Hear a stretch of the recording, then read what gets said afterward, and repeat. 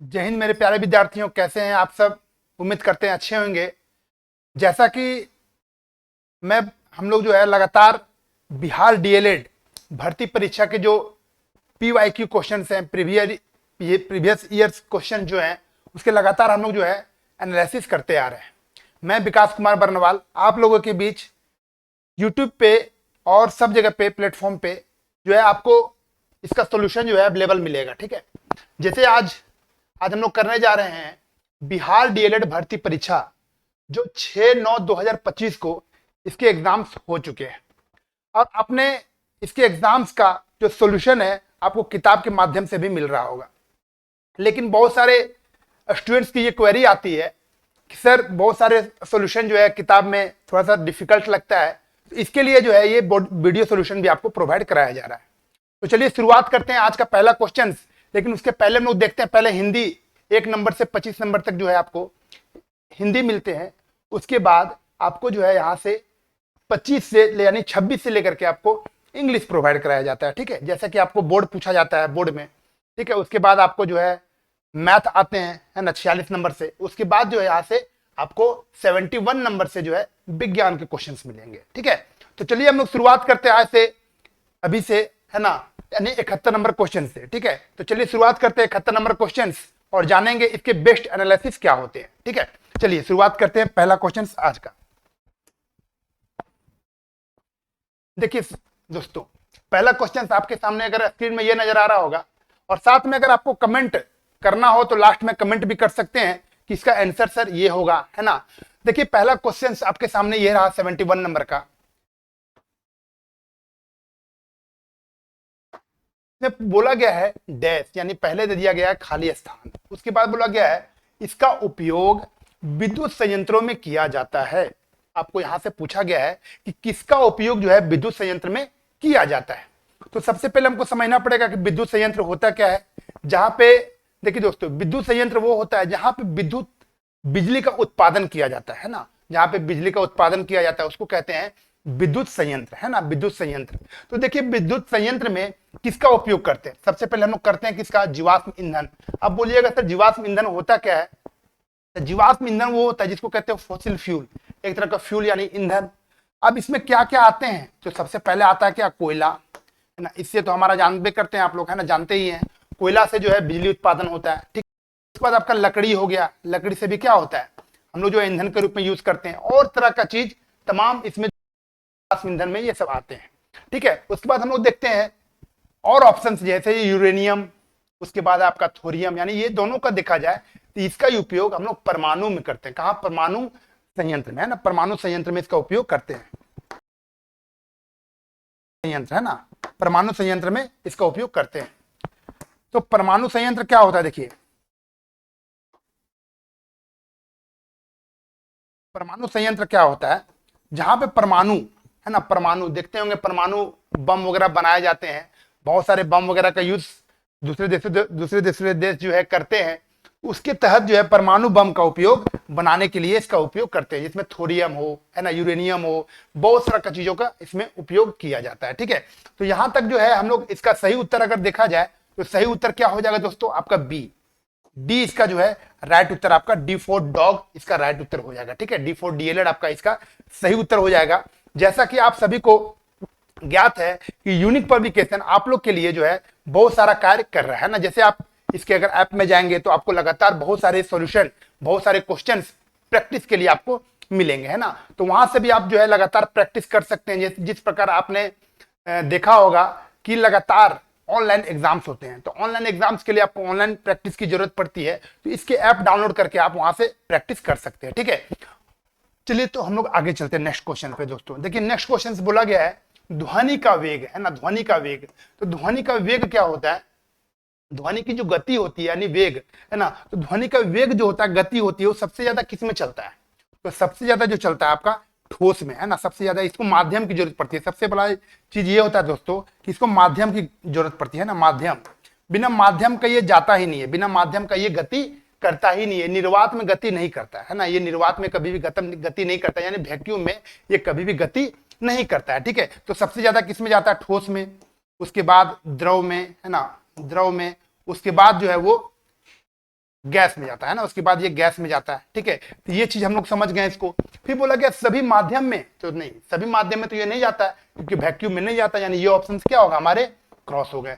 Vacuum में जाता है क्या? नहीं, ये भी नहीं जाता है। अब यहाँ पे देखिए तीसरा ऑप्शन दे रहा है विषमांगी। विषमांगी जो होता है, विषमांगी होता क्या है? तो सबसे पहले हमको समझना पड़ेगा कि विषमांगी जो होता है ऐसा माध्यम जो कोई भी इसका जो है समान नहीं है, कोई भी इसका समान नहीं थी, ये भी हमारा क्या होगा?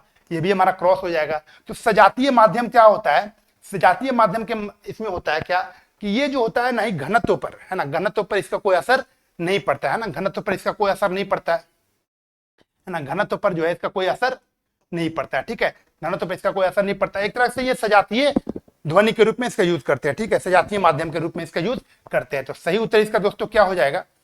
बी जो है, बी फॉर बी एड जो होगा इसका सही उत्तर हो जाएगा। ठीक है, बी फॉर बी एड जो होगा इसका दोस्तों सही उत्तर हो जाएगा। ठीक है, तो यहां तक आपने इस क्वेश्चन को एनालिसिस के रूप में समझ गया होगा कि सबसे पहले यहां से हमको समझना पड़ेगा कि ये जो गति करता है ये निर्वात में गति नहीं करता है, इसके लिए एक माध्यम की आवश्यकता होती है ध्वनि के लिए। और सबसे ज्यादा जो ध्वनि गति करता है वो ठोस में करता है। किस में करता है? ठोस में। आपने देखा होगा कि कभी कभी जब ट्रेन गुजरती है पटरी से, तो पटरी में बहुत दूर तक, बहुत दूर में ट्रेन अगर है तो आप पटरी में अगर कान लगा करके सुनते हैं तो आपको आभास होगा कि ट्रेन क्या हो रही है, इस पटरी पे आ रही है। यानी इसका मतलब ये हो गया कि ध्वनि जो होती है सबसे ज्यादा जो गति करती है वो ठोस में गति करती किस में करती है? ठोस में गति करती है, उसके बाद द्रव में, उसके बाद गैस में, और निर्वात में ये गति नहीं करती। यहां तक ये आपको समझ में आया होगा। ठीक है, चलिए दोस्तों चलते हैं नेक्स्ट क्वेश्चन पे। देखिए नेक्स्ट क्वेश्चन बोल रहा है वह प्रक्रिया, यानी एक विधि के बारे में बोल रहा है, एक प्रक्रिया के बारे में बता रहा है। कह रहा है कि वह प्रक्रिया जिसके द्वारा पुरानी प्रजाति, यानी पुरानी प्रजाति यानी बहुत पहले से जो प्रजाति चली आ रही है उस प्रजाति के बारे में कहा जा रहा है ना, उस प्रजाति के बारे में कहा जा रहा है। तो नई प्रजाति यानी प्रजाति से नई प्रजाति जो हो गई विकसित होती है। ठीक है, उस विकसित प्रजाति के बारे में आपको कहा जा रहा है। तो सबसे पहले समझना पड़ेगा कि पुरानी, है ना, पुरानी प्रजाति हो गई और इधर जो है आपकी नई प्रजाति हो गई, नई प्रजाति हो गई, नई प्रजाति हो गई। ठीक है, नई प्रजाति हो गई। तो समझना पड़ेगा पुरानी और नई में, है ना, पुरानी में और नई में समझना पड़ेगा।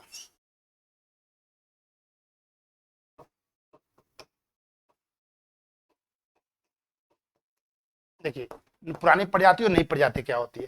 पहले आपने देखा होगा, पहले बंदर पहले क्या थे? पुरानी प्रजाति में थे।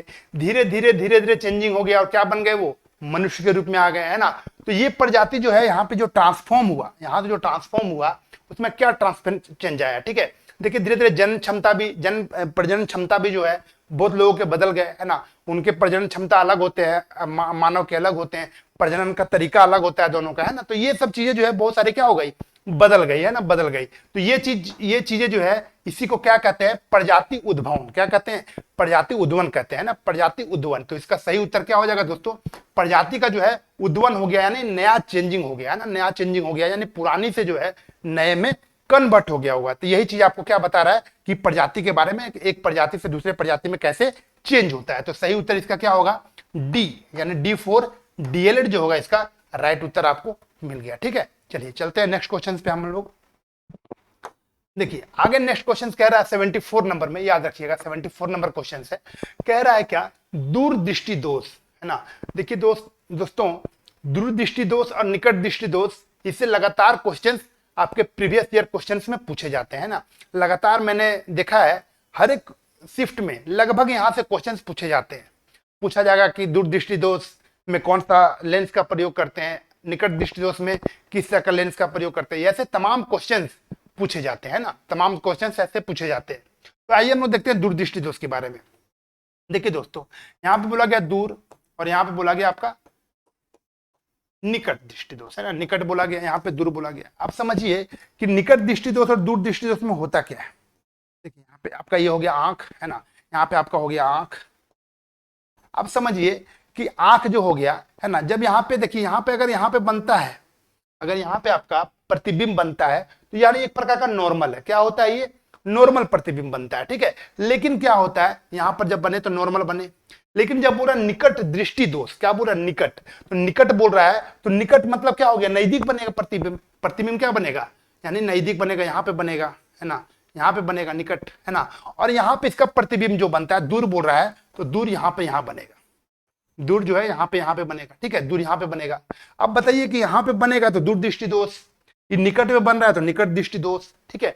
उसके बाद इसमें अब बताइए कि निकट दृष्टि दोष यहाँ पे हो जा रहा है, और इसके लिए क्या होता है कि इसके लिए जो होता है हमें अवतल लेंस का प्रयोग करते हैं। क्या करते हैं हम लोग, इसको ठीक करने के लिए अवतल लेंस का प्रयोग करते हैं ना, अवतल लेंस का प्रयोग इसको ठीक करने के लिए करते हैं।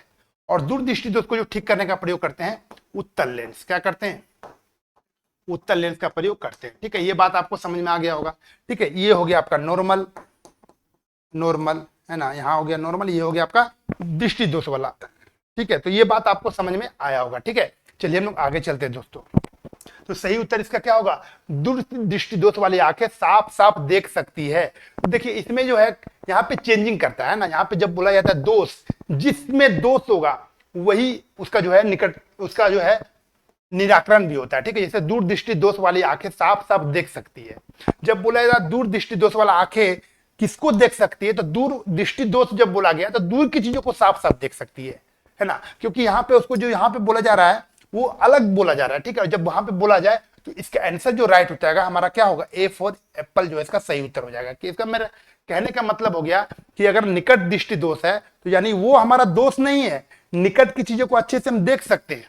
दूर दृष्टि दोष हो गया मतलब दूर की चीजों को हम स्पष्ट रूप से देख सकते हैं, ठीक है। तो यहाँ बोला गया दूर दृष्टि दोष वाला आंखें किसको देख सकती है, तो दूर की वस्तुओं को देख सकती है। चलिए समझ में आ गया होगा आपको, राइट उत्तर आपका ए इसका सही उत्तर हो जाएगा। चलिए दोस्तों अब चलते हैं हम लोग नेक्स्ट क्वेश्चन पे, जिसको कहते हैं 75 नंबर क्वेश्चन, ठीक है। 75 नंबर क्वेश्चन आपके सामने यह रहा, कह रहा है क्या उच्च प्राथमिकता, है ना, उच्च प्राथमिक स्तर लेवल अभावजन्य, है ना। अभावजन्य का मतलब हो गया क्या, किसी चीज का अभाव, किसी चीज का अभाव, अभाव का मतलब हो गया डिफिशियंसी यानी कमी, है ना, किसी चीज की कमी, रोग, है ना, विषय को प्रस्तुत करने की निम्नलिखित में से कौन सी सबसे उपयुक्त रणनीति है। अब कौन सा रणनीति है इसके बारे में पूछा गया है कि क्या रणनीति से हम उसको हटा सकते हैं, कम कर सकते हैं, ठीक है। तो चलिए देखते हैं, बोला गया क्या, अभावजन्य रोग से संबंधित डॉक्टर चिकित्सक के प्रिस्क्रिप्शन की व्यवस्था कर उस पर परिचर्चा करना। अब प्रिस्क्रिप्शन पर हम लोग चर्चा करेंगे तो कभी भी यह संभव नहीं है ना, प्रिस्क्रिप्शन पर हम लोग को क्या समझ में आएगा। तो हम लोग अभावजन्य रोग संबंधित डॉक्टर चिकित्सक की प्रिस्क्रिप्शन पर को चर्चा करने से कोई ऑप्शन नहीं है, ठीक है। मानव शरीर में विभिन्न पोषक तत्व, अब मानव शरीर में विभिन्न पोषक तत्व जो होते हैं ना, बहुत सारे पोषक तत्व होते हैं ना, उस पोषक तत्व के बारे में यहाँ पे बोला गया है। तो पोषक तत्व जिन क्रियाओं का वे निष्पादन करते हैं, जो पोषक तत्व क्या क्या हमें मिलता है, जैसे सोडियम से हमें मिलता है, आयरन से लोहा मिलता है, ये सब जो चीजें, मैग्नीशियम मिलता है, वो जिन क्रियाओं का वो निष्पादन करते हैं उसे सूचीबद्ध करना चाहिए। क्या करना चाहिए, सूचीबद्ध करना चाहिए। जो हमें कमी है, जैसे हमें आयरन की कमी है तो आयरन लेंगे हम, कैल्शियम की कमी है तो कैल्शियम लेंगे, मैग्नीशियम की कमी है तो मैग्नीशियम लेंगे, यानी उसका एक सूचीबद्ध बनाने की बात किया गया। यानी सही उत्तर हमारा क्या हो जाएगा, बी इसका जो होगा राइट उत्तर हमारा हो जाएगा, ठीक है। सी तो बोलेगा सामान्य मानव संबंधी रोग पर परिचर्चा करना, नहीं, ये तो क्रॉस हो जाएगा। संतुलित आहार की परिभाषा प्रदान करना तथा अभाव की अवधारणा को प्रस्तुत करना, ये भी हमारा क्या होगा, सीधा सीधी रॉन्ग हो जाएगा, ठीक है। सीधा सीधी हमारा ये रॉन्ग हो जाएगा, यानी सही उत्तर इसका क्या हो जाएगा, बी फॉर बॉल, यानी बी फॉर बीएड इसका सही उत्तर आपका हो जाएगा, ठीक है। चलिए दोस्तों चलते हैं नेक्स्ट क्वेश्चन पे। बोला गया पृथ्वी सम्मेलन, है ना, पृथ्वी सम्मेलन के बारे में बोला गया है, यानी प्रथम कब हुआ था उसके बारे में बोला गया है। तो प्रथम कब हुआ था वो हमें बताना पड़ेगा। तो प्रथम जो हुआ था, पहले हुआ था कहां पे, यानी रियो डी जेनेरियो, कहां हुआ था, रियो डी जेनेरियो, है ना, जेनेरियो, रियो डी जेनेरियो में हुआ था। और ये हुआ था आपका कहां, 1922 में, है ना, 1922 में हुआ था, है ना। और ये हुआ था आपका कहां पे, ब्राजील में, है ना, ब्राजील में हुआ था, ठीक है। और ये आपको ये सुन करके बहुत हैरानी होगी कि 1922 से ये लगातार होते आ रहा है ना, 1922 से लगातार ये होते आ रहा है, ठीक है। और इसी कारण जो है पृथ्वी दिवस भी मनाया जाता है ना, पृथ्वी दिवस जो है आपको पता होगा, पृथ्वी दिवस भी मनाया जाता है ना, कब, 22 अप्रैल को, है ना, 22 अप्रैल को यह मनाया जाता है, आपको पता है, विश्व पृथ्वी दिवस, है ना, पृथ्वी दिवस मनाया जाता है 22 अप्रैल को, ठीक है। तो ये सब चीजें जो है बहुत सारे ऑप्शंस के साथ हम लोग जो चलते हैं और लगातार हमको इससे क्या मिलता है, एक क्वेश्चंस के साथ हमको बहुत सारे बेनिफिट्स मिलते हैं, ठीक है। आपको ये वीडियो, है ना, जब भी आपको प्रोवाइड होगा, है ना, जब भी आपको ये वीडियो देखेंगे आप, तो एक बार आप इसमें कल्पना करना है कि दोस्तों जब किताब एक बार आप पढ़ते हैं, है ना, किताब को एक बार पढ़ते हैं, सेट लगाते हैं, उसके बाद जो है लगातार आपको क्या होगा, जब दिक्कत कभी होगा तो अब सीधा सीधे वीडियो सॉल्यूशन को खोलना है और एक बार क्या करना है, उसको देखना है ना, उसको देखना है। और लगातार आपको इससे फायदा क्या होगा कि डिफरेंट टाइप का कुछ ना कुछ आपको, है ना, कुछ ना कुछ आपको देखने के लिए, सीखने के लिए मिलेगा। ठीक है, तो आपको क्या करना है, वीडियो सॉल्यूशन पे थोड़ा सा एक बार क्लिक करके जरूर देखना है। ठीक है, चलिए आगे चलते हैं दोस्तों। इसका आंसर क्या हो जाएगा हमारा, ए इसका जो है राइट उत्तर आपका हो जाएगा। ठीक है, ए इसका सही उत्तर हो जाएगा। चलिए दोस्तों चलते हैं नेक्स्ट क्वेश्चन पे। देखिए अम्लराज बोला गया, क्या बोला गया, अम्लराज। अम्लराज यानी अम्ल का राजा, है ना, अम्ल का राजा किसको कहते हैं, तो अम्ल राजा बोला गया है इसको। ठीक है, ऐसी तो हम लोग H2SO4 को कहते हैं ना, H2SO4 को कहते हैं, लेकिन यहाँ पे वो सब ऑप्शंस है नहीं, है ना, यहाँ पे ऑप्शन उस तरह का नहीं दिया हुआ है। तो यहाँ पे दिया हुआ है क्या, अम्लराज के बारे में, यहाँ सीधा एक्वारेजिया के बारे में बोला, क्या बोला गया है, एक्वारेजिया, है ना, एक्वारेजिया के बारे में। एक्वारेजिया क्या होता है दोस्तों, देखिए एक्वारेजिया, है ना, एक्वारेजिया। अब एक्वारेजिया क्या होता है, एक प्रकार का दोनों का मिश्रण होता है ना, दो एसिड्स का ये मिश्रण होता है। और ये क्या करता है कि किसी भी आभूषण का, है ना, एक परत क्या करता है, संक्षारण करता है, यानी एक परत को हटा देता है। अब एक परत को हटा करके अंदर वाले परत आ जाते हैं, और अंदर वाले परत जब आते हैं तो वो क्या होता है, चमकीला दिखता है ना। तो सोनार इसका प्रयोग सबसे ज्यादा करता है। कौन करता है इसका प्रयोग, सोनार, है ना। आप लोग सोनार के पास जाते हैं और कहते हैं कि सर ये क्या हो गया, गंदा हो गया, है ना, आभूषण मेरा क्या हो गया, गंदा हो गया, इसको क्या कर दीजिए, रगड़ के साफ कर दिए। दोस्तों वो रगड़ के साफ नहीं करता, वो क्या करता है, एक्वारेजिया लेता है, उसमें सीधा सीधे उसको मिलाता है, 2 मिनट उसमें घुमाता है, आपको निकाल करके साफ करके दे देता है। ठीक है, यानी उससे क्या हो गया कि उसमें एक परत होती है, जो पूरा सोना का परत क्या होता है, हट करके, और नया परत जो अंदर वाला होता है वो आपके सामने आ जाता है। ठीक है, तो एक परत आपका वो तो ले लिया, है ना, वो तो आप बहुत चालाक निकल गया सोनार, है ना।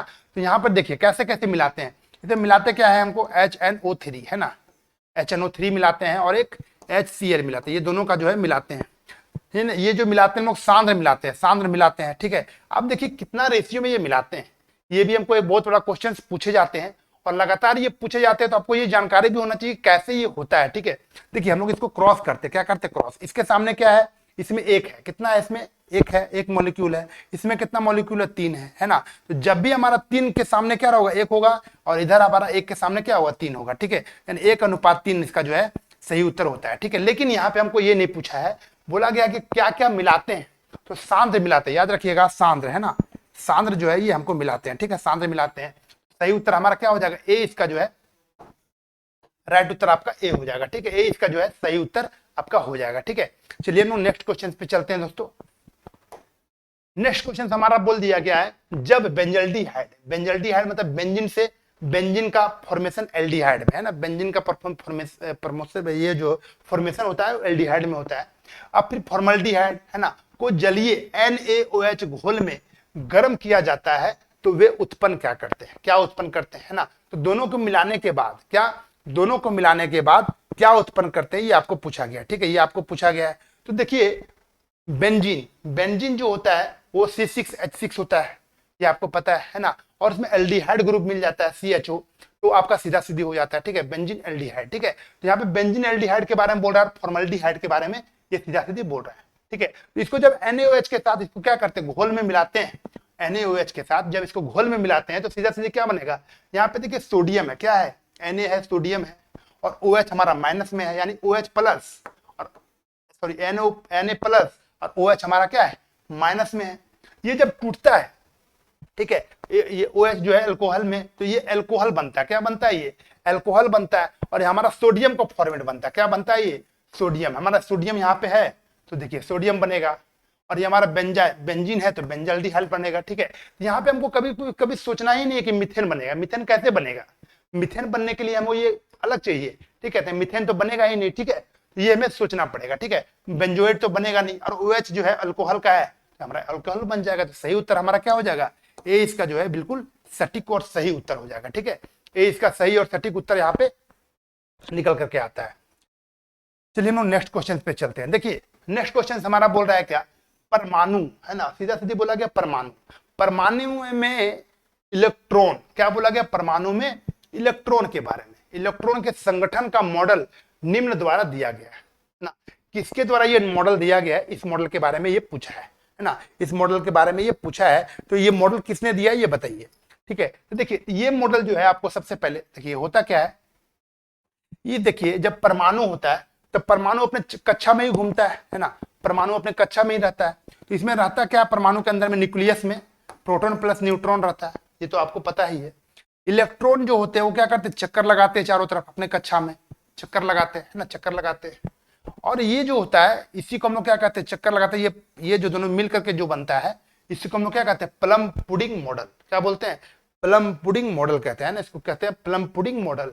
और इसका जो खोज किया था है ना, इसका जो खोज किया था इसी को कहते हैं, इसको कहते हैं प्लग पुडिंग मॉडल, है ना, प्लग पुडिंग मॉडल, है ना, प्लग पुडिंग मॉडल कहते हैं। और ये जो आपका हुआ था, इसका खोज जो किया था आपका किसने किया था, जे थॉमसन ने किया था। किसने किया था, जे थॉमसन ने किया था। अब देखिए हम लोग थोड़ा सा और इसमें समझने का प्रयास करेंगे, इलेक्ट्रॉन, प्रोटॉन और न्यूट्रॉन, है ना। अब इसका खोज किसने किया था बताइए, इलेक्ट्रॉन का खोज किसने किया था, तो थॉमसन यानी थॉमसन ने किया था, थॉमसन ने। प्रोटॉन का खोज किसने किया था, तो रदरफोर्ड ने खोज किया था। और नामकरण जो है आपका गोल्डस्टीन ने किया था। नामकरण किसने किया था, गोल्डस्टीन ने किया था ना। न्यूट्रॉन का खोज किसने किया था, चैडविक ने किया था। किसने किया था, चैडविक। तो ये आप याद रखिएगा, ये एक एक करके ये क्वेश्चंस लगातार पूछे जाते हैं, ताकि आपको जो है ऐसा डिटेल में आपको एक्सप्लेनेशन दिया जा रहा है ताकि आप इसको समझ सके और नेक्स्ट एग्जाम में इसका प्रयोग कर सके। ठीक है, बहुत सारे एग्जाम्स में ये क्वेश्चन पूछे जाते हैं। सही उत्तर हमारा क्या हो जाएगा, 20 का जो है सही उत्तर हो जाएगा। ठीक है, 20 का जो है सही उत्तर हो जाएगा। अब रदरफोर्ड देखिएगा, रदरफोर्ड क्या करता है कि कभी भी है ना परमाणु के न्यूक्लियस का जो है खोज किया था ना, परमाणु के न्यूक्लियस का भी खोज रदरफोर्ड ने ही किया था। ठीक है, चलिए आगे चलते हैं नेक्स्ट क्वेश्चन पे। ठीक है, आगे देखिए दोस्तों बोला गया बल के बारे में सबको पता है, पुल एंड पुश। पुल बल किसको कहते हैं, कहिएगा सर बल हमारे पास क्या है, बाहुबली है, खल्ली है ना, यानी हम 10 आदमी को क्या कर सकते हैं, मार सकते हैं, है ना, 10 आदमी को उठा के फेंक सकते हैं, यही आपके पास बल है ना। साइकिल दिन भर हम चलाते हैं, यही हमारे पास बल है ना। तो बल जो होता है वो दिखता किसी को नहीं है, ये फिजिकल रूप में आपके शरीर में मौजूद होता है ना, ये बल आपके अंदर मौजूद होता है। ठीक है, तो देखिए बल जो है एक प्रकार का, अगर साइंस की परिभाषा में बोला जाए, साइंस की भाषा में बोला जाए तो साइंस कहता है बल उसी को कहते हैं जिसके बदौलत हम किसी चीज को खींच सकते हैं और जिसके बदौलत हम किसी को धकेल सकते हैं, यानी वही हमारा क्या है, फोर्स है, बल है। ठीक है, अब देखिए बल बोला जाता है पुल एंड पुश। क्या बोला जाता है, pull and push. Pull and push are known as force, सीधा यही इसी को बोलते हैं जिसको धकेला या खींचा जा सकता है, वो हमारा क्या है, बल है। ठीक है, अब देखिए बल के बारे में एक परिभाषा और जानते हैं कि बल का SI मात्रक क्या होता है। तो बल का SI मात्रक जो होता है वो आपका क्या होता है, न्यूटन होता है। क्या होता है, बल का SI मात्रक न्यूटन होता है। ठीक है, अब देखिए न्यूटन जो होता है किसी का SI मात्रक होता है क्या, हाँ सर, न्यूटन जो होता है वो आपका भार का भी होता है, याद रखिएगा, भार का यानी वेट का। ठीक है, वेट का भी होता है। ठीक है, तो यहाँ पे आपको 2 क्वेश्चन समझ में आ गया होगा कि न्यूटन जो होता है वो बल का भी SI मात्रक होता है और भार का भी SI मात्रक न्यूटन ही होता है। ठीक है, अब देखिए क्वेश्चन यहाँ पे ये नहीं पूछा गया, क्वेश्चन हमारा पूछा गया है कि कौन सा कथन सत्य है। अब देखिए बोला गया बल अदृश्य है, तो बिल्कुल बल अदृश्य है। हमारे पास 10 हाथियों का बल है कि 4 हाथियों का बल है, वो तो दिखता नहीं है किसी को। अब हाथी के पास जाकर के पूछिए कि आपके पास कितना बल है, तो बता पाएगा आपको, नहीं। उसके पास तो 2 जेसीबी उठाने का से भी ज्यादा बल है उसके पास। ठीक है, तो उसके पास अदृश्य होता है। बल क्या होता है, ये अदृश्य, यानी ये क्या है, बिल्कुल सत्य है, बिल्कुल सही है, एक कथन जो है बिल्कुल सही है। ठीक है, सेकंड कथन बोला गया बल किसी पिंड को हिला सकता है, बिल्कुल। पिंड का मतलब हो गया वस्तु, किसी भी वस्तु को बल से जो है हम लोग हिला सकते हैं। ठीक है, देखते हैं बड़ा बड़ा पेड़ को जो है ना हाथी अपने सूंड से क्या करता है, उठा करके फेंक देता है ना, तो ये बल के कारण होता है ना, बल बहुत ही शक्तिशाली है ना। उसके बाद बोला गया यह शरीर को विकृत कर सकता है, बिल्कुल, है ना, किसी का भी शरीर को विकृत कर सकता है, चेहरा मार करके क्या कर सकता है, बिगाड़ सकता है। विकृत करने का मतलब हो गया कि बिगाड़ देना, है ना, यानी शरीर को बिगाड़ देने का काम भी बल के द्वारा किया जा सकता है। तो सभी इसका आंसर क्या होगा, बिल्कुल D4 DLED जो होगा इसका राइट उत्तर हो जाएगा। ठीक है, D4 DLED इसका सही उत्तर हो जाएगा। जैसा कि आप सभी को पता है प्रीवियस ईयर क्वेश्चंस लगातार अगर आप करते हैं तो किसी भी एग्जाम्स में प्रीवियस ईयर का क्वेश्चंस का उतना ही रोल होता है जितना, है ना, जितना एक मतलब आप शरीर में जितना न्यूट्रिशंस लेते हैं और उसको लगातार सदुपयोग करते हैं उस न्यूट्रिशंस का, उसी प्रकार आप जो है प्रीवियस ईयर क्वेश्चंस को लाभ लेना चाहते हैं तो उतना ही आपको क्या करेगा, बेनिफिट्स प्रीवियस ईयर क्वेश्चंस आपको देगा। ठीक है, तो प्रीवियस ईयर क्वेश्चंस अगर आप लगाते हैं तो आप किसी भी एग्जाम्स में सफलता के लिए एक कदम को बढ़ा देते हैं। ठीक है, एक कदम आगे बढ़ाना चाहते हैं आप तो प्रीवियस ईयर क्वेश्चन को जरूर फॉलो करें। ठीक है, चलिए अगर आप डीएलएड में आगे बढ़ना चाहते हैं, अगर आप चाहते हैं डीएलएड में मेरा सरकारी कॉलेज हो, तो आपको जो है प्रीवियस ईयर क्वेश्चन पर बहुत ज्यादा कमांड करना पड़ेगा। प्रीवियस ईयर क्वेश्चन दोस्तों बहुत हार्ड नहीं है ना, बहुत इजी क्वेश्चन पूछे जाते हैं। चलिए आगे चलते हैं। फिर समुद्र के तल, है ना, समुद्र के तल, वाह बहुत अच्छा क्वेश्चन पूछा गया है। समुद्र, है ना, समुद्र को देखे होंगे आप। अब समुद्र के तल जो होता है, जैसे तल ये हो गया आपका, तल का मतलब हो गया नीचे वाला तलहटी, है ना, इसको बोलते हैं तल, है ना। अब इस तल में जो है कभी कभी देखते होंगे बोला गया वायु का दाब, वायु का दाब यानी प्रेशर, है ना, एयर प्रेशर जो होता है बहुत ज्यादा होता है ना, बहुत ज्यादा होता है। कभी आपने जब नदी वगैरह क्रॉस किए होंगे तो नदी वगैरह में आप देखे होंगे जब नदी क्रॉस कर रहे होंगे तो आपके पैर को पूरा एकदम धकेलने का प्रयास किया जाता है ना, यानी प्रेशर नीचे में बहुत ज्यादा होता है ना, वायु दाब बहुत ज्यादा प्रेशर होता है। इसके कारण क्या होता है, ये बांध जो होता है उसमें भी बहुत चौड़ा ये बनाया जाता है, नीचे में बहुत चौड़ा बनाया जाता है। लेकिन क्वेश्चन हमको ये पूछा नहीं है, हम आपको ये बेसिक नॉलेज दे रहे थे, है ना, ये आपको बेसिक तरीके से बता रहे थे कि होता कैसे है। ठीक है, ये नीचे में देखिएगा कभी कभी क्या होता है, ये चौड़ा बनाया जाता है। ठीक है, लेकिन हमको बोला गया कि समुद्र के तल पर वायु का दाब होता है, वायु का दाब प्रेशर बहुत ज्यादा होता है दोस्तों, प्रेशर जो होता है ना, बहुत ज्यादा होता है वायु का दाब, है ना। दाब का सही मात्रक क्या होता है, तो पास्कल होता है, ये भी याद रखिएगा। दाब का सही मात्रक सीधा सीधी अगर बोला जाए तो पास्कल होता है, पास्कल होता है ना, दाब का सही मात्रक जो होता है पास्कल होता है। तो समुद्र के तल पर वायु का दाब कितना होता है, क्या होता है, तो वायुमंडलीय दाब जो होते हैं वो वहां पे दाब काम करते हैं। वायुमंडलीय दाब यानी पूरे वायुमंडल में जो दाब होता है, जो प्रेशर होता है वो वहां पर क्रिएट होता है, वहां पे वो लागू होता है। ठीक है, तो सही उत्तर हमारा क्या हो जाएगा, ए इसका जो है बिल्कुल सही और सटीक उत्तर यहाँ पे हो जाएगा। ठीक है, अब देखिए पारा का बोला गया यहाँ पे 76 mm, यानी ये हमारा क्या है, गलत है, ये हमारा क्या है, गलत है। ठीक है, ये हमारा गलत है।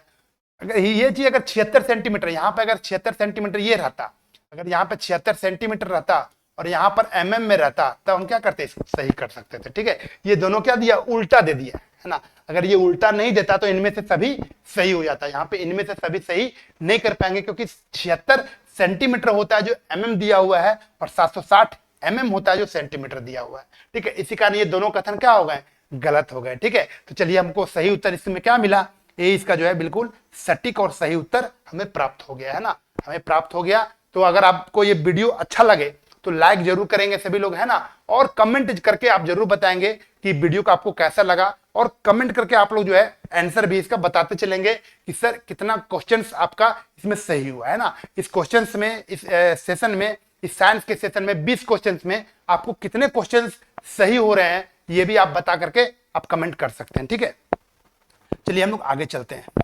आगे बोला गया दोस्तों निम्न में से, है ना, निम्न में से कौन सी क्रांति ने खाद्यान्न उत्पादन की वृद्धि में सहयोग किया था, क्या बोला है, सहयोग किया था, यानी हरित क्रांति में, हरित क्रांति जो हुआ था उसमें खाद्यान्न उत्पादन की वृद्धि में सहयोग किया गया था। ठीक है, तो किस प्रकार का क्रांति उसमें चलाया गया था, तो आपको पता है श्वेत क्रांति जो है ये दुग्ध के लिए चलाया गया था। कब चलाया गया था, दुग्ध के लिए, है ना, दुग्ध के लिए चलाया गया था, दुग्ध क्रांति, है ना, इसको बोलते हैं व्हाइट रिवॉल्यूशन, है ना। और ये आपका जो है वर्गीज कुरियन के द्वारा चलाया गया था, वर्गीज कुरियन के द्वारा ये चलाया गया था। ठीक है, याद रखिएगा वर्गीज कुरियन के द्वारा। ठीक है, आप देखिए आगे हरित क्रांति, नीली क्रांति जो है मत्स्य यानी मछली के लिए चलाया गया था।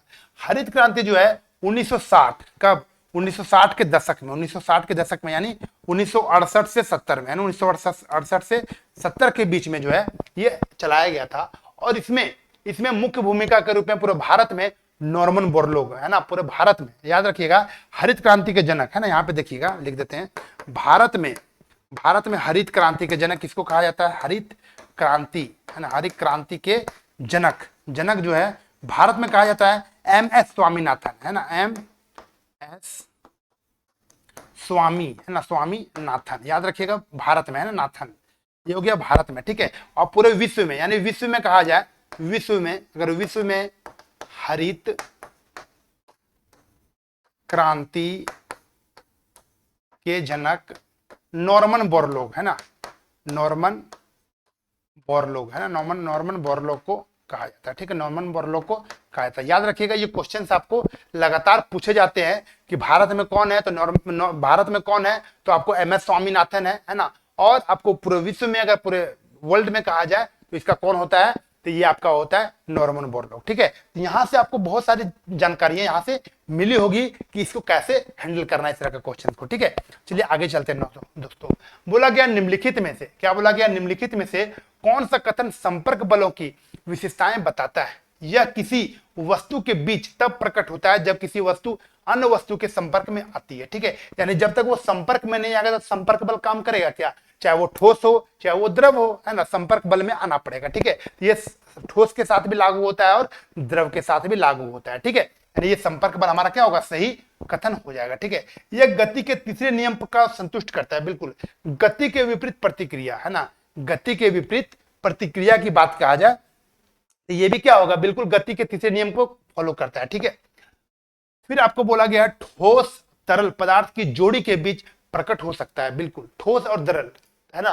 ठोस देखिएगा आप, ठोस अगर कोई पत्थर को अगर या लकड़ी को, कहीं ठोस को अगर किसी द्रव में डालते हैं तो वहां पर संपर्क बल काम आता है कि नहीं आता है, संपर्क बल, बिल्कुल वहां पे संपर्क बल दोस्तों काम आता है ना, वहां पे संपर्क बल काम आता है। तो यहाँ पे ये भी सही हो गया, ये भी सही हो गया, आपका ये भी सही हो गया। तो क्या होगा आपका डी, इसका जो है बिल्कुल सही और सटीक उत्तर आपका क्या हो जाएगा, D4 DLED इसका जो होगा दोस्तों सही और सटीक उत्तर आपका हो जाएगा। ठीक है, डी इसका जो है राइट उत्तर आपका हो जाएगा। चलिए आगे चलते हैं नेक्स्ट क्वेश्चन पे। नेक्स्ट क्वेश्चन हमारे सामने ये रहा और इसका उत्तर आप लोग जो है कमेंट के साथ जरूर देंगे ताकि आपको भी क्या लगे, एनर्जेटिक फील हो, है ना। तो इसके लिए चलते हैं नेक्स्ट क्वेश्चन पे। देखिए नेक्स्ट क्वेश्चन बोल रहा नाभिक। नाभिक के बारे में आपने समझा होगा, नाभिक किसको कहते हैं ना, नाभिक किसको कहते हैं, यानी प्रोटॉन प्लस न्यूट्रॉन, है ना, प्रोटॉन प्लस न्यूट्रॉन होता है, उसको कहते हैं नाभिक। अब इलेक्ट्रॉन जो है दोस्तों, इलेक्ट्रॉन जो है इसमें क्या करता है, चक्कर लगाते रहता है इलेक्ट्रॉन, है ना, इलेक्ट्रॉन चक्कर लगाते रहता है। और जब भी ये चक्कर लगाता है तो अपने कक्षा में ही चक्कर लगाता है ना, दूसरे के क्लास में नहीं जाता, ये अपने कक्षा में चक्कर लगाते रहता है, अपने कक्षा में चक्कर लगाते रहता है। ठीक है, और ये चक्कर लगाता है तो कैसे लगाता है, अंडाकार नहीं, अंडाकार में नहीं लगाता है, वृत्त दीर्घाकार नहीं, दीर्घाकार भी नहीं लगाता है, वर्गाकार लगाता है ना, ये कैसा लगाता है, वृत्ताकार लगाता है। कैसा लगाता है, वृत्त के आकार ना, वृत्त के आकार ये चक्कर लगाते रहता है। अब देखिए, अब आपको ये समझ में आएगा प्रोटॉन कहते हैं किसको, न्यूट्रॉन कहते हैं किसको, और इलेक्ट्रॉन किसको कहते हैं। ठीक है, तो देखिए हम लोग बेसिक चीज समझते हैं, कार्बन, कार्बन का क्या होता है, 6 और 12 होता है। ये 12 जो हो गया क्या हो गया, परमाणु भार हो गया, परमाणु भार हो गया, और ये क्या हो गया, परमाणु संख्या हो गया। ठीक है, ये आप समझिएगा, दोनों का जो अंतर होता है उसको कहते हैं क्या, न्यूट्रॉन कहते हैं, उसी को क्या कहते हैं, न्यूट्रॉन कहते हैं। ठीक है, ये सब चीजों को जो है हम लोग बेसिक चीज बताते चलते हैं। ठीक है, बेसिक चीज बताते चलते हैं। अगर आप वीडियो सॉल्यूशन देखते हैं तो लगातार आपको इस तरह का डेवलपमेंट आपके माइंड पर मिलेगा, है ना, लगातार क्वेश्चंस, नए नए क्वेश्चंस आपको क्रिएट होते रहेंगे। बुक को एक बार पहले बनाइए, बुक में बहुत सारा है ना कंटेंट दिया हुआ है, उस कंटेंट को पहले एक बार पढ़िए, है ना, बढ़िया से थ्रू आउट एक बार हो जाइए, उसमें टेस्ट लगा लीजिए। उसके बाद जो कमी होते हैं वो आप सॉल्यूशन के माध्यम से, वीडियो सॉल्यूशन के माध्यम से आप उसको पूरा 100% कर सकते हैं। ठीक है, ताकि आपका कोई भी एग्जाम जो हो उसको क्या कर सके, मुकम्मल कर सके, तोड़ सके, फोड़ सके उस एग्जाम को। ठीक है, चलिए आगे चलते दोस्तों नेक्स्ट क्वेश्चन पे। बोला गया मनुष्यों में ध्वनि की श्रव्यता, यानी ध्वनि की जो श्रव्यता होती है वो कितने तरीके की होती है, यानी श्रव्यता मनुष्य की तो एक होती है ना, लेकिन उसमें जो नहीं सुन सकता मनुष्य वो भी तो होता है, वो भी होता है। तो 3 प्रकार से होते हैं, मेनली रूप से अगर कहा जाए तो 3 प्रकार से होते हैं ना।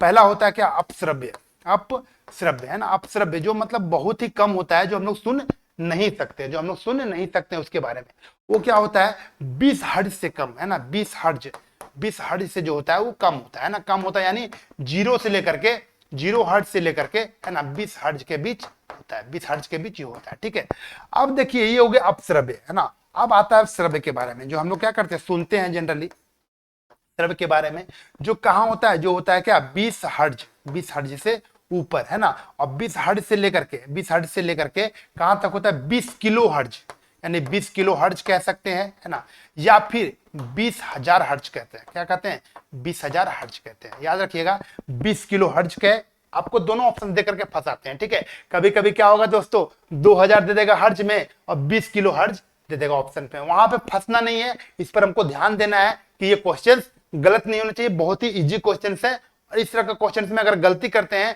तो अपने पैर पे कुल्हाड़ी मारते हैं दोस्तों। ठीक है, तो ये ध्यान देना है आपको। ठीक है, अब देखिए यहाँ पे आगे प्राश्रव्य, है ना, प्राश्रव्य तरंगे आ गई, प्राश्रव्य है ना, ये ध्वनि आ गया। इसमें क्या होता है 20 किलो हर्ट्ज या 20,000 हर्ट्ज से ऊपर जो होता है ना, 20 किलो हर्ट्ज, 20 किलो हर्ट्ज या 20,000 है ना, 20,000 हर्ट्ज से प्लस है ना, 20,000 हर्ट्ज से ऊपर उतने जितने होते हैं उसको कहते हैं क्या, प्रासरव, है ना। यानी ये तीन तरह का जो होते हैं, जैसे कुत्ते जो है सोए रहते हैं तुरंत जग जाते हैं ना, तो ये सब चीज कहां से आता है उनके अंदर, यही ध्वनि जो होते हैं, यही ध्वनि के अंदर उनके आता है। चमगादड़ उमगादड़ जितना चीज होता है सब इसी में लागू होता है, ठीक है। तो ये बात आपको समझ में आ गया होगा। तो मनुष्य के लिए जो होता है वो क्या होता है, 20 हर्ट्ज से, है ना, 20 हर्ट्ज से जो है, 20 हर्ट्ज से जो है आपका 20,000 हर्ट्ज तक ये होता है। यानी ऑप्शन नंबर सी क्या होगा इसका, राइट उत्तर आपका सी सही उत्तर हो जाएगा, ठीक है। सी इसका जो है बिल्कुल सही और सटीक उत्तर यहाँ पे सी आपको प्रोवाइड हो गया, ठीक है। चलिए आगे चलते हैं दोस्तों। देखिए अपने अक्ष होता है ना, पृथ्वी जो घूमता है वो अपने अक्ष पर ही घूमता है, बिना अपने अक्ष पर तो बिना घूमे रहता नहीं है, वो अपने अक्ष पर ही घूमते रहता है ना। एक अक्ष होता, मानते ये पृथ्वी है, क्या ये पृथ्वी है ये, है ना। और इसमें देखिए दो होता है, क्या होता है, भूमध्य रेखा होता है ना, और आपका क्या होता है भूमध्य रेखा वगैरह होता है ना, यहाँ पे 0 डिग्री देशांतर कह सकते हैं, 0 डिग्री, है ना, भूमध्य रेखा होता है, भूमध्य रेखा। और ये होता है आपका ध्रुव, क्या होता है ये होता है ध्रुव, ठीक है। तो देखिए हम लोग समझते हैं कि क्या होता है। तो अपने अक्ष पर पृथ्वी के घूर्णन के बढ़ने या घटने से पृथ्वी के किस स्थान का मान, जी का मान अपरिवर्तित रहता है ना, जी का मान क्या रहता है, अपरिवर्तित रहता है। ये हमको समझना पड़ेगा, ठीक है, ये हमें समझना पड़ेगा। तो देखिए क्या होता है कि ध्रुव पर, है ना, ध्रुव पर, यहाँ पे ध्रुव पर जो होता है, ध्रुव पर जो होता है इसका मान जो होता है अधिकतम होता है, क्या होता है, ये ऊपर में जो होता है आपका, ऊपर में इसका मान जो होता है वो महत्तम होता है, क्या होता है, शून्य होता है, ठीक है। ऊपर में जो इसका ये होता है आपका मान होता है, ऊपर में जो इसका मान होता है वो शून्य होता है, क्या होता है, शून्य होता है ना, शून्य होता है, ठीक है, ये समझना पड़ेगा। ऊपर में, है ना, ऊपर में जिसका मान जो होता है वो शून्य होता है।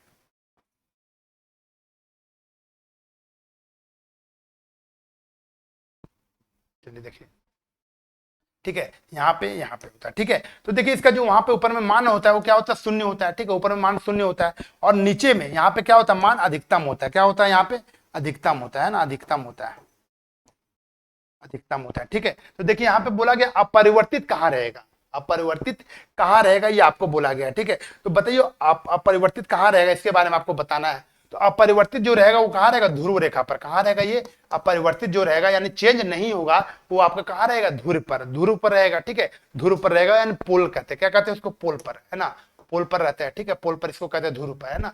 ध्रुव रेखा जो होता है, अब देखिए कर्क रेखा, मकर रेखा, है ना, भूमध्य रेखा, ये सब चीजों के बारे में हम लोग समझते होंगे। थोड़ा सा ज्योग्राफी वगैरह में आप जब पढ़ेंगे तो ज्योग्राफी में इसको थोड़ा सा डिटेल से पढ़ेंगे कि कर्क रेखा से कौन कौन सा राज्य गुजरता है, मकर रेखा से कौन कौन सा राज्य गुजरता है, ये सब, ठीक है ना। तो वहां पे इसको ज्यादा डिटेल्स में पढ़ सकते हैं, ठीक है, वहां पे हम लोग डिटेल्स में इसका पढ़ सकते हैं। बाकी यहाँ पे जो जी का मान बोला गया है, वो जी का मान जो होता है वो यहाँ पे शून्य होता है, यहाँ पे अधिकतम होता है। और यहाँ पे बोला गया कि अपरिवर्तित जो रहता है वो ध्रुव पर रहता है, कहाँ रहता है, ध्रुव पे, ये अपरिवर्तित रहता है, ठीक है। चलिए आगे चलते हैं नेक्स्ट।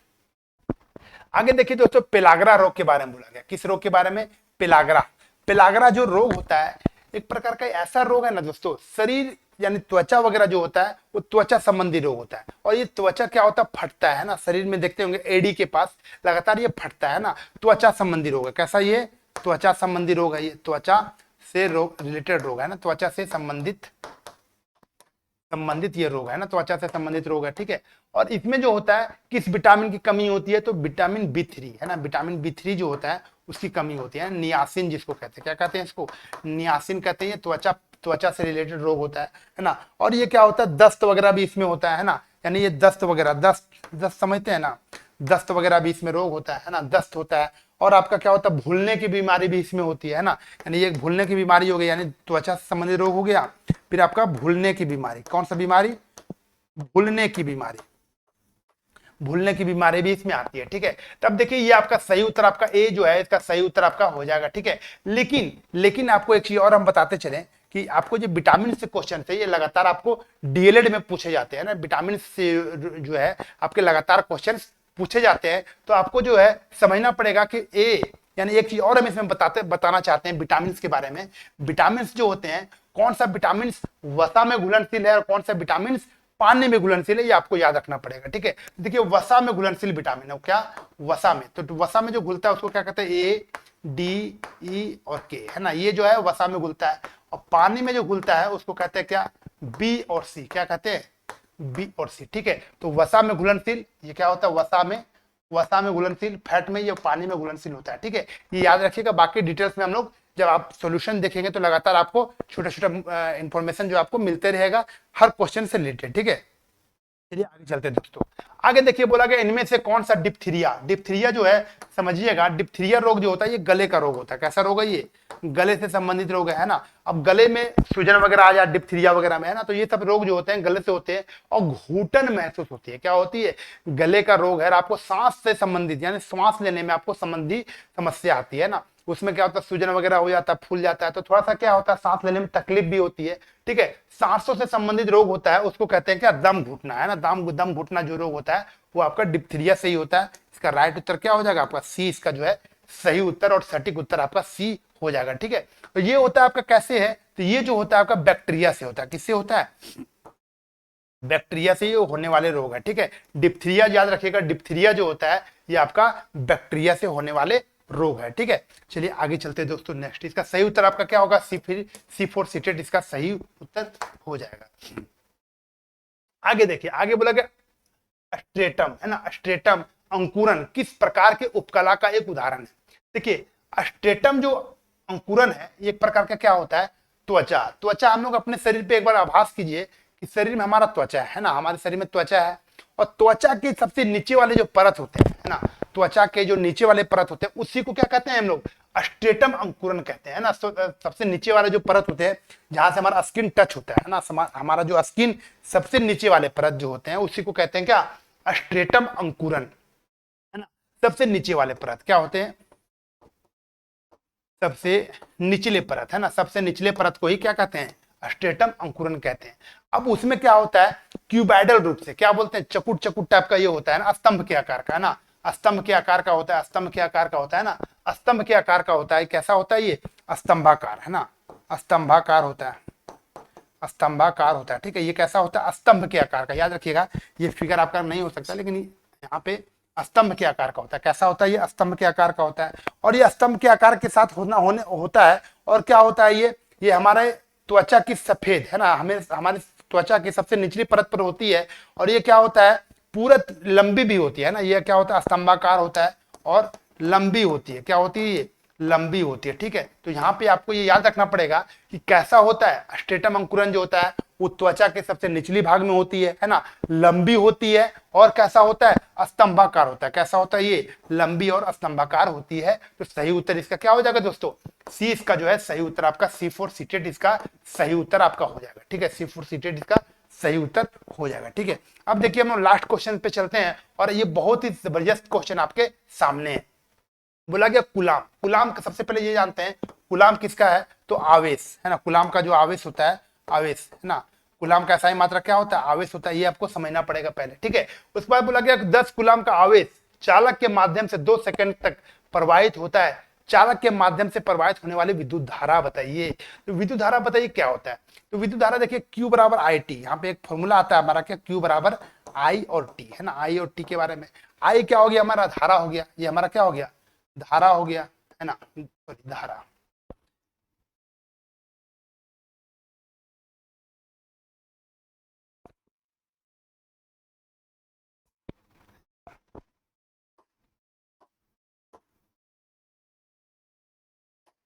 क्या हो गया, ये धारा हो गया, है ना, ये धारा हो गया, ये समय हो गया, है ना, ये धारा हो गया, ये समय हो गया, और ये आपका क्या हो गया, आवेश, है ना, आवेश, कूलम जिसको बोलते हैं आवेश। ठीक है, अब देखिए यहाँ पे हम लोग यूज करते हैं। ठीक है, टाइम दिया हुआ हमारा कितना, 2 सेकंड दिया हुआ है, 2 सेकंड, धारा हमको आई निकालना है, और एक आवेश दिया हुआ कितना, 10 कूलम, है ना। तो यहाँ पे जब काटेंगे इसको क्या मिलेगा, आई बराबर 5, है ना, 5 एम्पियर यहाँ पे क्या होगा, धारा हमारा हो जाएगा। ठीक है, यहाँ पे, ठीक है, तो यहाँ पे ये हमको मिल गया सीधा सीधे क्या, 5 एम्पियर। इसका सही उत्तर आपका क्या होगा, D4, इसका D4 DLED इसका सही उत्तर हो गया। ठीक है, यहाँ पे D4 DLED इसका सही उत्तर हो गया। तो यहाँ तक जो है आप लोग को पूरा का पूरा सॉल्यूशन मिल चुका है 20 क्वेश्चन का। और हम लोग देखिए थोड़ा सा आगे इसमें समझने का प्रयास करेंगे कि आपका जो यूनिक है ना, यूनिक प्रकाशन की तरफ से जो है टेस्ट सीरीज का जो है प्रोवाइड करवाया जाता है। ठीक है, यूनिक टेस्ट पास, एक टेस्ट पास आता है, इसमें आपको 5000 से प्लस टेस्ट, है ना, 5000 से ज्यादा टेस्ट जो है आपको इस एप्लीकेशन पर प्रोवाइड कराए जाते हैं। किसी भी एग्जाम की आप अगर तैयारी करते हैं तो इस ऐप के माध्यम से आप लगातार अपने पढ़ाई को और अपने जितने भी टेस्ट होते हैं उसके माध्यम से आप पढ़ाई को पूरे का पूरा क्या कर सकते हैं, मजबूत कर सकते हैं। ठीक है, टेस्ट के माध्यम से हो, है ना, स्टडी के माध्यम से हो, तो आपको ये पूरा का पूरा प्रोवाइड करवाया जा रहा है। तो मिलते हैं नेक्स्ट सेशन में, तब तक के लिए सभी को नमस्कार, थैंक यू, जय हिंद, थैंक यू।